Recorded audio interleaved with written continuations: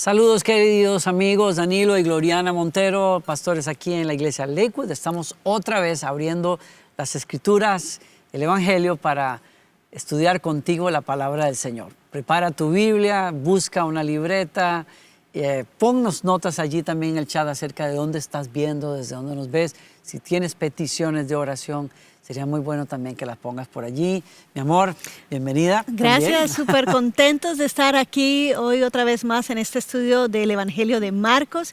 Y estamos ya en el capítulo 3 y oramos que el Espíritu Santo sea dirigiéndonos, llenándonos y realmente conociendo el fascinante Jesús que amamos. Y es muy lindo poder estudiar juntos los Evangelios porque hace eso, que la obra de Jesucristo sea otra vez levantada y podamos acercarnos más al corazón de Él. Así que oramos que esto suceda hoy en tu corazón mientras que ves este estudio.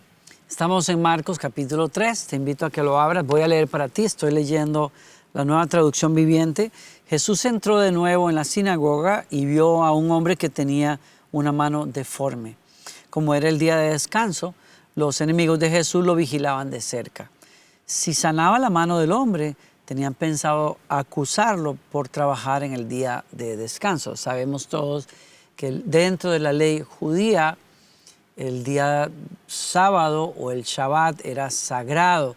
Y al ser un día de descanso, en la época de Jesús, y todavía creo yo que los judíos ortodoxos practican bastante, de manera muy, muy fuerte, el Shabbat en el sentido de hay una serie de actividades que no se pueden hacer. No se cocina, no se camina cierta distancia, no puedes hacer esfuerzos físicos.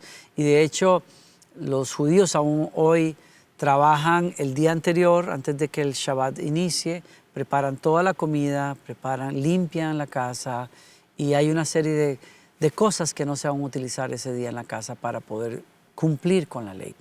Había llegado a un extremo al punto de poner a las personas a dudar si realmente Jesús debía ayudar a una persona en el día sábado, y al hacerlo iban a ir a acusarlo para tratar de condenarlo.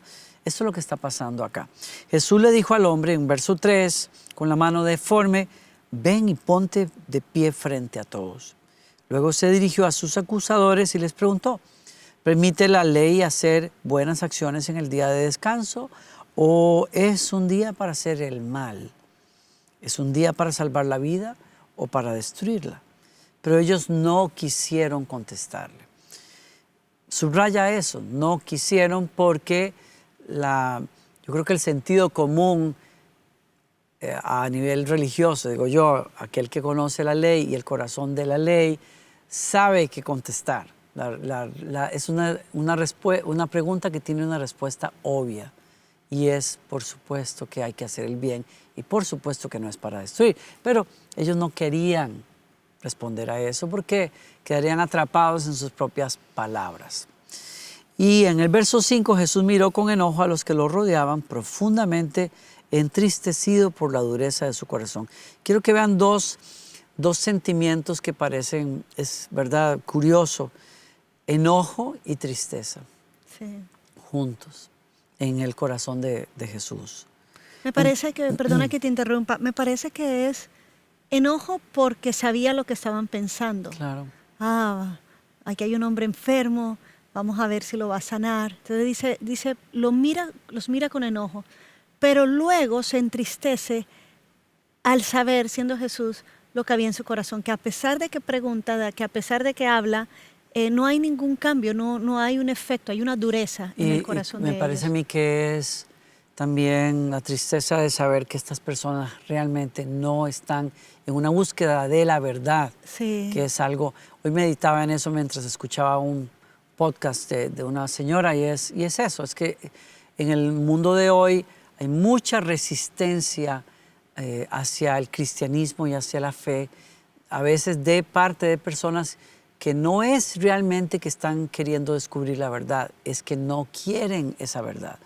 Y este apologeta decía que es una persona que viaja, ella lo entrevista, viaja a universidades en Estados Unidos para hablar de la fe cristiana.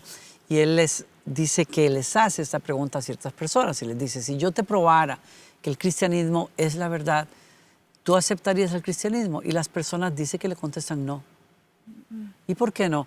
Entonces él dice una razón, bueno, en el caso hoy es porque las personas no están en la búsqueda de la verdad, están en la búsqueda de la felicidad. Yo quiero lo que me haga feliz a mí. Claro, lo que me conviene. Lo de que me alguna conviene. algún- Entonces el cristianismo contiene una verdad y unas verdades que van a confrontar cosas que nosotros, estilos de vida, que nosotros no queremos aceptar como erróneos.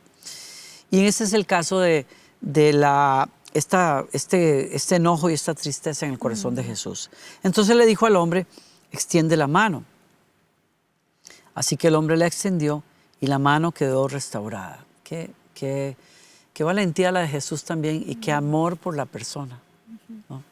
Y amor por la verdad. Amor por la verdad. Los fariseos salieron enseguida y se reunieron con los partidarios de Herodes para tramar cómo matar a Jesús. Y aquí ves a la religión ligada con la política, que ha sido una de esas fórmulas dañinas y tóxicas en la historia, a lo largo de la historia, para hacerle mucho daño a las personas, ¿no? Ahora vamos al grano de este asunto. Hay una discusión que Jesús trae desde el capítulo anterior, en donde Él está confrontando a la sociedad judía y a la religión judía acerca de la esencia de su fe. Y en pocas palabras está descubriéndoles como profeta, ustedes perdieron la esencia, ustedes perdieron el meollo del asunto. Y en esencia, ¿para qué sirve el Shabbat? ¿Para qué sirve el sábado? El sábado originalmente conmemoraba a Dios como creador y fuente de todo. En ese momento en que Él descansa y observa la creación y dice, me alegra lo que hice, es bueno lo que hice. Y entonces nos llama a nosotros y nos pide, o a los judíos, tómense un día para recordar quién es su Dios, para recordar que Él es la fuente de todo, para recordar de dónde vinieron estas bendiciones, tu trabajo, tus hijos, tu esposa, tu vida. Celébralo como un medio de conexión con Dios y de conexión con los demás. Es un día de descanso. Dios necesitaba, hago la pregunta, ¿Dios necesitaba realmente descansar? ¿Se cansa Dios? No, es un principio espiritual que nos quería enseñar para vivir mejor. Y es para y reposa, porque tú sí necesitas descanso, pero conéctate con Dios, porque el Shabbat no era dejar de trabajar, el Shabbat tenía que ver con conéctate con Dios y con tus seres queridos y los seres humanos. Y ahí es donde los judíos quedan metidos en una trampa. ¿Por qué? Porque ellos llegan a adorar el sábado per se, llegan a valorar La regla. la regla por encima de la persona. Y es lo que Jesús dice aquí. Espérense, ¿qué es más importante? Y eso nos tiene que hacer reflexionar mucho a nosotros como cristianos. Porque en el capítulo 2, el capítulo anterior de Marcos, Jesús de hecho les dijo, el día de descanso se hizo para satisfacer las necesidades de la gente y no para que la gente satisfaga los requisitos del día de descanso. O sea, era más trabajo, de alguna manera. Era más podría trabajo. ser el día de descanso más regla, más trabajo, más ley, más peso. Más peso. Claro, entendamos algo. Estoy leyendo, citando Marcos 2:27. Hagamos algo. Dejemos claro esto. ¿Era ley de Dios cumplir el sábado? Sí. Sí. Pero si cumplirlo e imponerlo significaba pasar por encima de las necesidades de las personas, ¿en dónde queda esto? Queda en un mero formalismo que termina dañando a las personas. Y esta es la reflexión hoy. Las normas sirven a la gente, no las personas a las normas. Y a veces en nuestro celo de vivir una vida religiosa, una vida espiritual, tendemos a forzar a las personas, a herir a las personas, a manipular a las personas, a ponerles una carga a las personas en disque la búsqueda de una vida espiritual. Y yo me pregunto muchas veces, ¿estaremos haciendo lo correcto? Yo creo que no. Hay personas, alguna vez me acuerdo de una señora que me decía, me siento mal porque Mi mamá ha estado enferma por mucho tiempo, es una enfermedad de esas largas, de recuperación larga, y me siento mal porque no he podido volver a la iglesia. Los veo en línea, pero no me siento bien. A veces me he sentido culpable, he tenido ganas de dejarla sola para cumplir con el Señor. Yo le digo, pero, o sea, cómo hemos perdido el sentido de las cosas. Si le dije a esta señora, Dios te quiere en tu casa. Claro. Es un sacrificio que estás haciendo porque estarías muy contenta aquí en la iglesia, pero estás haciendo la obra de Dios al cuidar de tu mamá, aunque no puedas venir a la iglesia. Ese es mi punto hoy. Entonces, en la vida tenemos que entender, y en la vida cristiana tenemos que entender que las normas se hacen para liberarnos del caos. Por ejemplo, crear unos parámetros de respeto y de orden en una organización para que nos podamos comunicar y nos podamos relacionar. ¿Quién es quién aquí? Hay normas para llegar, normas para salir, etc. Cuando criamos hijos, ¿por qué ponemos las normas? Queremos forjar un carácter en ellos, queremos tener también unos lineamientos para poder convivir con ellos. Pero ¿cuál es el fin? En el caso particular de los hijos, queremos que lleguen a ser hombres y mujeres de bien, que puedan desarrollarse en una sociedad, que puedan cumplir. Entonces, la meta es esa. La meta no es la regla es un instrumento. Y cuando nuestros hijos crecen, ¿qué hacemos?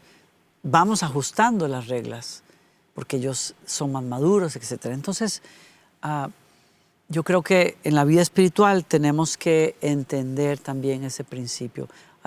Pastor, estás diciendo que las reglas, las leyes de Dios hay que irlas ajustando según la sociedad cambie y tal. No estoy diciendo eso. Hay principios que son eternos, mandamientos que son eternos, pero hay otros que tenemos que entender van y se ajustan de acuerdo a la necesidad de las personas. O sea, yo quiero avanzar en esto, pero me acuerdo que hay instrucciones en la Biblia para los judíos, por ejemplo, donde el sacerdote tenía que usar calzoncillos de una tela y no podía mezclar las telas. El Señor decía, no quiero que transpiren mientras están sirviendo en el tabernáculo. ¿Eso aplica a nosotros hoy? No, hay que tener el conocimiento para distinguir cómo los mandamientos fueron cambiando, y ese es Jesús en el Nuevo Testamento, como Él dice, fue dicho así, pero les digo a ustedes, y ahí Él trajo una nueva forma de aplicar el principio. Y ese es el cuidado que tenemos que tener muchas veces nosotros. Un caso más y avanzamos al tema. En el Antiguo Testamento Dios invitó a los hijos de Él a ayunar. El ayuno se convierte en una forma de búsqueda de Dios, pero los profetas en algún momento acusaron al pueblo de Dios o denunciaron que lo que había sido una práctica para pasar tiempo con Dios y para dedicarse más profundamente a Él se convierte en una regla, en un instrumento de egoísmo personal y de búsqueda de elementos de orgullo espiritual y qué sé yo, que es lo que dice Isaías 58. Dice, hemos ayunado delante de ti, dicen ellos, ¿por qué no te impresionamos? Hemos sido muy severos con nosotros mismos y ni siquiera te das cuenta. O sea, no nos das las gracias. No nos das las gracias. O sea, que el ayuno se convirtió en una forma de manipulación espiritual. Adiós. Yo te doy esto, Señor, y tú me tienes que dar lo otro. Y dice, les diré por qué, les contestó. Es porque ayunan para complacerse a sí mismos. Aún mientras ayunan, oprimen a sus trabajadores. ¿De qué les sirve ayunar si siguen con sus peleas y riñas? Con esta clase de ayuno nunca lograrán nada conmigo. Y volvemos al tema. Hay algo que es importante para Dios, pero que cuando se desvirtúa porque le perdemos el sentido original, lo convertimos en un formalismo, en una regla que hace daño en vez de bien. Y realmente lo que estaba revelando aquí el Señor es que el ayuno es un instrumento para purificación del alma y debe mostrar un arrepentimiento. realmente. Así es. Lo que tiene que... Es una demostración de un arrepentimiento. Sí, ¿estás pero al diciendo? mismo tiempo es una herramienta que utilizamos para el arrepentimiento, porque lo que está diciendo aquí es que mientras ayunas, o sea, se supone que tú debes estar en una vida de realmente reconocer. Cuando tú te apartas, te eliminas de la comida y esto, es más, ok, quiero intimidad con Dios, pero de alguna manera, Señor, sé que estoy mal en un área. Necesito transformación en un área. Necesito que tú lidies primero conmigo. Pero él decía, estás en un ayuno, pero esa parte de transformación no está ocurriendo, porque sigues oprimiendo, ¿qué más dice? Sigues con peleas, sigues con riñas, o sea, sigues con broncas en tu corazón. De alguna manera, el ayuno, en ese sentido, al buscar a Dios, necesita una purificación. Sí. Es una idea de purificación. Entonces ellos mostraban que estaban muy puros, pero en realidad seguían con las peleas y con las riñas. Entonces volvía a ser pura fachada, puro... Y de hecho lo dice aquí, orgullo. amor, porque dice que cuando sigues el verso adelante, dice, ustedes se humillan al hacer penitencia por pura fórmula. Inclinan la cabeza como cañas en el viento, se visten de tela áspera y se cubren de cenizas. A eso les llaman ayunar. Wow. ¿Realmente creen que eso agrada al Señor? No, dice el verso 6, estoy leyendo Isaías. Esta es la clase de ayuno que quiero. Pongan en libertad a los que están encarcelados injustamente. Alivien la carga de los que trabajan para ustedes. Dejen en libertad a los oprimidos. Suelten las cadenas que atan a la gente. Compartan su comida con los hambrientos. Den refugio a los que no tienen hogar. Denle ropa a los que la necesiten y no se escondan de parientes que precisen su ayuda. En otras palabras, si lo que haces para Dios no se refleja en lo que haces para los demás, haciendo el bien, estás perdido en un formalismo. Y creo que eso fue el meollo de lo que leímos con el hombre de la mano seca. Alguien está sufriendo y el día de reposo no debería ser un impedimento para buscar sanar y liberar a una persona si tú lo puedes hacer. Y creo que es un mensaje en el que tenemos que reflexionar todos hoy, ¿no? Avanzando con el capítulo, está en el verso 13, Jesús entonces llama a los discípulos que van a servir con él. Dice Marcos 3:13, tiempo después Jesús subió a un monte y llamó a los que quería que lo acompañaran. Todos ellos se acercaron a él. Luego nombró a 12 de ellos y los llamó sus apóstoles. Ellos lo acompañarían y él los enviaría a predicar y les daría autoridad para expulsar demonios. Y estos son los 12 que escogió. Y empieza a hacer una lista de cuáles son los 12 apóstoles. Y dijo, Simón, a quien llamó Pedro, Santiago y Juan, quienes son los hijos de Zebedeo, a quienes Jesús apodó hijos del trueno, Andrés, Felipe, Bartolomé, Mateo, Tomás, Santiago, hijo de Alfeo, Tadeo, Simón el Celote, Judas Iscariote, quien después lo traicionó. ¿Quiénes son estos los apóstoles? Entonces dice, apóstol es uno que es enviado con una misión, como un mensajero. Y aquí está diciendo que Jesús básicamente tenía muchos seguidores. Y me parece que es una diferencia entre los discípulos, los que los siguen, pero otra cosa es los que él escoge como apóstoles. Y da unas características muy interesantes de qué son los apóstoles, qué son lo que hacen los apóstoles. Y dice, número 1, que estén con él, que vayan a predicar, pero también les da autoridad para sanar enfermos y echar fuera demonios. Esto hablábamos precisamente un poquito antes, que está pasando esto antes de que Jesús muera y antes de que el Espíritu Santo esté entregado a todos, porque se supone que hoy en día todos nosotros, aunque no somos esos 12 apóstoles, tenemos la misma función de los 12 apóstoles, que es conocer a Jesús, tener intimidad con Él, predicar la buena noticia. Por eso es que en el Nuevo Testamento se dice, y el Espíritu Santo les va a dar a ustedes el poder para ser testigos. Así es. Y número 3, también está darles la autoridad que tenemos ya en la cruz, en que Jesús venció al enemigo y en que Él está como cabeza de su iglesia por encima de todo poder, dominio, potestad, autoridad, como lo dice el libro de Efesios, y nosotros que somos su iglesia en la tierra ejecutamos lo que Cristo ya venció en la cruz del Calvario. Pero en este momento de la historia, Él establece a 12 que les da de Él, de su espíritu, los entrena, les da la autoridad, como dice, también para poder sanar, echar. Pero al mismo tiempo hay que tener una diferencia de que estos apóstoles son los pilares de esta fe cristiana.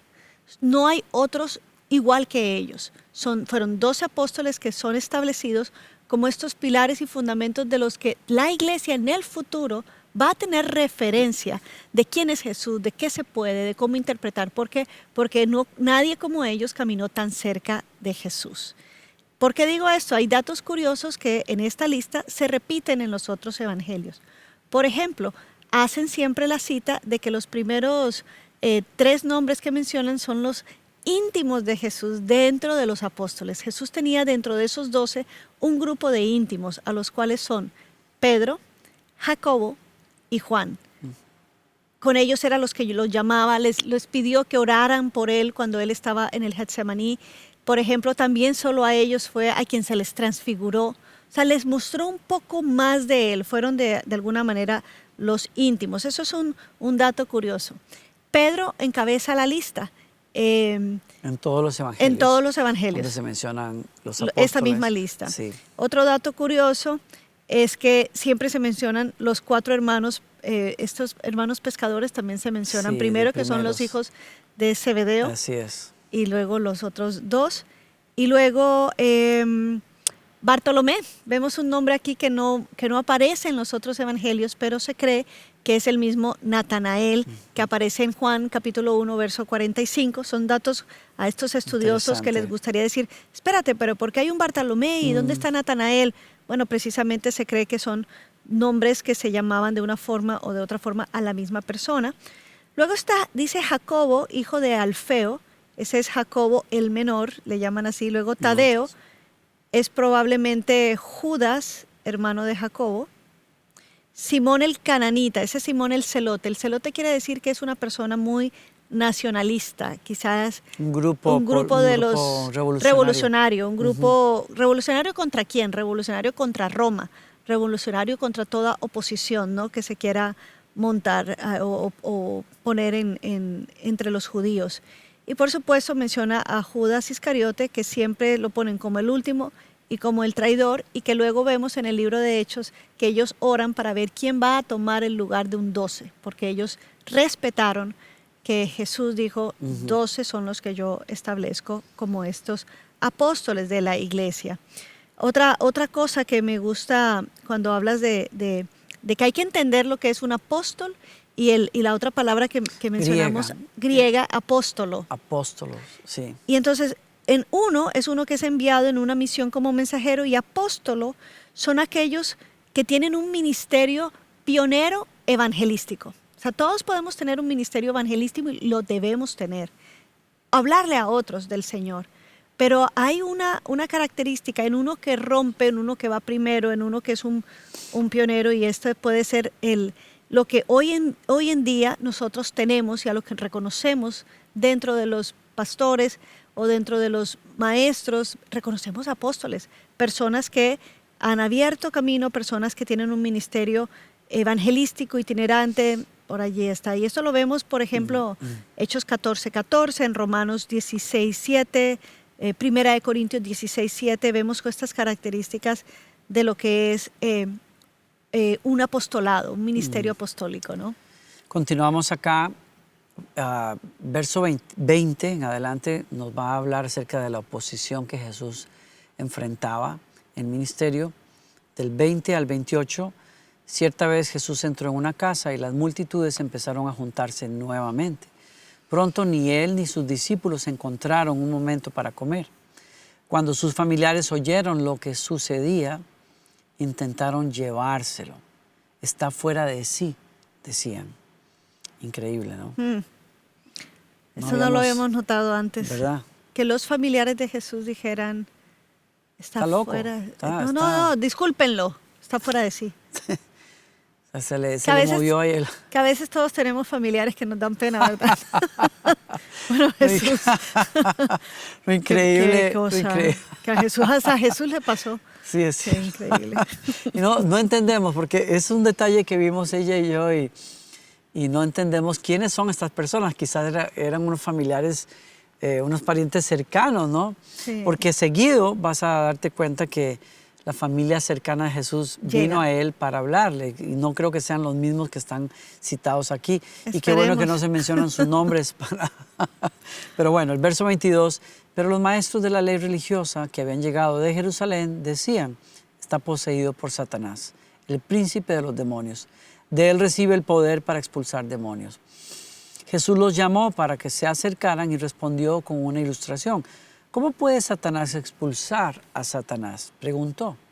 Un reino dividido por una guerra civil acabará destruido. De la misma manera, una familia dividida por peleas se desintegrará. Si Satanás está dividido y pelea contra sí mismo, ¿cómo podrá mantenerse en pie? Nunca sobrevivirá. Permítanme darles otra ilustración. ¿Quién tiene suficiente poder para entrar en la casa de un hombre fuerte y saquear sus bienes? Solo alguien más fuerte, alguien que pudiera atarlo y después saquear su casa. Y él está hablando de sí mismo, está hablando de que él es superior a Satanás. Les digo la verdad, cualquier pecado y blasfemia pueden ser perdonados, pero todo el que blasfeme contra el Espíritu Santo jamás será perdonado. Este es un pecado que acarrea consecuencias eternas. Y les digo esto porque les dijo esto porque ellos decían, está poseído por un espíritu maligno. Y es un excelente pasaje que ilustra cómo la verdad de Dios encarnada en Jesús y la verdad de Dios hoy encarnada en los cristianos siempre se va a topar con oposición. Hoy más que nunca, oposición intelectual que está apostada, lamentablemente muy afincada en sistemas educativos hoy, después de que fuimos una sociedad en la cual el cristianismo generó más bien esos centros de educación como las universidades, en donde se discutían las verdades y la teología era una verdad que se respetaba. Hoy día las personas están opuestas en frentes como ese, en frentes como, en fin, X o Y arenas. Pero tenemos que entender que la verdad de Dios va a encontrar oposición si Jesús mismo la encontró. Y aquí el tema quizás medular es pensar que esos hombres estudiosos de la ley y llenos de fe en Dios son las personas más reacias a creerle a Jesús. ¿Por qué? Porque se le oponen aún sabiendo que está diciendo la verdad. Y quizás el mensaje aquí es fuerte, pero a lo que iba es que hay personas que se pueden oponer a Jesús porque están en ignorancia, están cegadas. Hay personas que se oponen a la verdad de Dios porque atenta contra su seguridad y contra su sistema, que es el caso de estos maestros de la ley. Y a esos que saben que el que está hablando tiene la verdad y la demuestra a través de un poder sobrenatural como el de Jesús, a esos Jesús dirige esta palabra para decirles, tengan cuidado con ese pecado. El pecado de endurecerse aún a sabiendas de que estás viendo la verdad enfrente de ti. ¿Por qué? Porque es un pecado que trae consecuencias eternas. Yo termino el comentario con algo y es, yo he visto a lo largo de los años mucha gente preocupada por cristianos que dicen, yo no sé si yo he cometido el pecado contra el Espíritu Santo, el que no tiene perdón. Y cuando yo pregunto y investigo en la conversación, ¿por qué dices eso? No, porque yo, no sé, maldije, o porque yo dije, o porque dejé la iglesia, etc. Y uno se da cuenta, mi resolución del conflicto siempre ha sido, ¿tú realmente estás preocupado de haber pecado contra Dios así? Tranquilo. Sí. Digo, ok, entonces no cometiste ese No has pecado. blasfemado contra el Espíritu Santo. Porque aquel que comete ese pecado no está ni preocupado. Sí, ni cerca, ni arrepentido. Ni arrepentido. Así es que tranquilo, si tienes convicción, arregla tu rollo con el Señor, que Él te perdona y sigue adelante, ¿no? Terminamos nos queda si acaso medio minuto, terminamos con la última parte del pasaje, que es el encuentro de Jesús con su familia y una lección importante que nos deja ahí. Verso 31, luego la madre y los hermanos de Jesús vinieron a verlo. Se quedaron afuera le mandaron a decir que saliera para hablar con ellos. Había una multitud sentada alrededor de Jesús y alguien dijo, tu madre y tus hermanos están afuera y te llaman. Jesús respondió, ¿quién es mi madre? ¿Quiénes son mis hermanos? Entonces miró a los que estaban a su alrededor y dijo, miren, estos son mi madre y mis hermanos. Todo aquel que hace la voluntad de Dios es mi hermano, mi hermana y mi madre. Y es bellísimo porque en este contexto lo que Jesús está poniendo en claro es, hay una misión que tengo a la cual me comprometo completamente y esa misión es la iglesia, esa es mi familia. Aquel que quiera hacer la voluntad de Dios está en relación conmigo y yo doy mi vida por él y ese es el que yo estoy buscando, a quien yo estoy buscando. Mi familia física es importante, pero bueno, no es una negación, ¿verdad? De no las es una familias. negación, No, exacto. no es que no, ellos no son mis hermanos, mis hermanos. No, no es una negación, sino más bien Jesús nos está llevando que al que hace la voluntad de Él nos lleva al estatus de íntimos. Bellísimo. Más bien nos levanta Así al es. nivel de ellos. Así Entonces es como es nos muy une bien, más. lo pusiste mejor que lo que yo lo hubiera puesto. Bueno, nunca. por si acaso lo ibas a decir, lo dije antes. Es increíble, lo dijiste de manera magistral, cierto. Porque a lo que iba es, si ves a Jesús al final de su vida, Jesús está en la cruz encargándole a su mamá, Claro. a su discípulo amado, a Juan. O sea, no es que él está diciendo, esto no me importan. Sí. No. Son amados para él. Pero Jesús está poniendo claro una cosa, estos que no son nada, son íntimos como tú lo acabas de decir. Y eso es muy importante. Y para aplicarlo a la vida de nosotros, no cometamos el error que muchos han cometido de decir, no, la verdad, mi familia, ¿qué importa? Yo, la iglesia y el ministerio cristiano ya han abandonado a esposa e hijos y dejado tirado trabajo. Padres, y igual. madres y padres por supuestamente servirle a Dios. Dios nos manda en la palabra, honra a tu padre y a tu Exacto. madre. Es como violar la Constitución. ¿Verdad? O sea, hay una Constitución que es ese mandamiento de honra en la familia y que si voy a interpretar alguna enseñanza de la Biblia que va en contra de la Constitución, quiere decir que la estoy interpretando mal. Sí. Tengo que con el corazón de la Constitución, que es esos mandamientos, que es en el caso del Nuevo Testamento sería el Sermón del Monte, es como la Constitución cristiana. Si hay alguna norma que va en contra de eso, entonces no estamos leyendo bien la recomendación, por no Sí. decir la palabra norma. Entonces, muchas personas, obviamente es más lindo encontrar una linda familia que pensamos igual, que nos amamos, que tenemos la verdad de Dios, que estar lidiando con familia que nos han rechazado porque somos cristianos, que se están burlando de ti, que te la están haciendo la vida difícil. Es mejor decir, ellos no son mi familia ahora es la familia de la fe. No, perdón, ellos sí son tu familia y necesitas vestirte de amor, vestirte de paciencia, vestirte de la Constitución de Jesús. Bienaventurados los pacificadores que van y llevan la paz, Así el es. mensaje y atraerlos. Y gracias, Señor, porque ahora nos has dado, entre otros hermanos, nos has dado familia también. Pero lo más importante es que ahora somos nosotros de tu familia, Así los es. que hacemos la voluntad de Dios. Ahora pasamos al estatus, mi hermano, mi hermana, eso somos para Cristo. Este es el capítulo 3 de Marcos y ha sido un gusto estar contigo. Continuamos este estudio. Nos vemos la próxima semana con el capítulo 4 del Evangelio de San Marcos. Mi amor, qué bueno compartir la palabra de Dios contigo. Igual, que el Señor les bendiga. Oramos que el Espíritu Santo esté siempre, siempre con todos ustedes y que esta palabra se haga viva cada vez más en tu corazón y en el corazón de todos nosotros. Les amamos y bueno, esperamos que sigamos aquí adelante con más estudio de la palabra de Dios.